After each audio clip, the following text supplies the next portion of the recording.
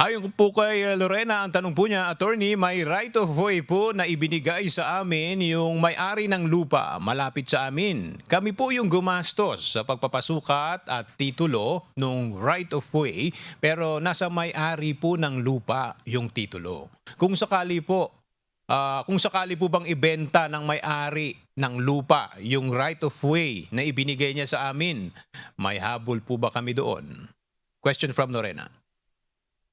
Yes, para po kay Lorena, mahalaga po nating malaman muna kung inyong mahabol yung karapatan ninyo sa right of way, kung yan ba ay nirehistro ninyo.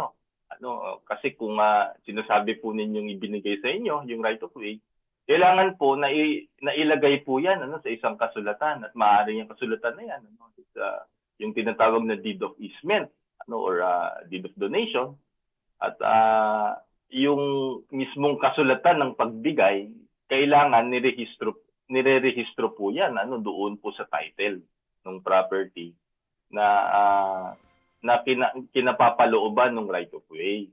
Otherwise, kapag naibenta po yung property at hindi ninyo na-rehistro yung inyong right of way through that yung instrument, yung notarized instrument ng pagbibigay sa inyo ng right of way, hindi niya maaaring ma-bind yung third person, at kabilang dito yung nakabili nung pong property kung sakaling yan po ay ibinenta.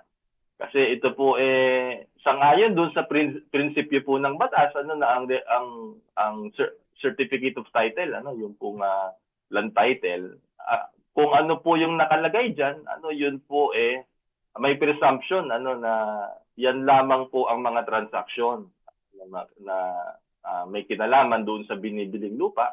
At kung hindi ninyo na i-register doon sa certificate of title, doon po sa titulo nung ibinentang lupa yung inyong karapatan, hindi po yan re-respetuhin nung nakabili. Malinaw po. At sundin natin yung process. Abay, Legal tama. process. Opo. Tama yun, kasi magkakaroon siya ng problema.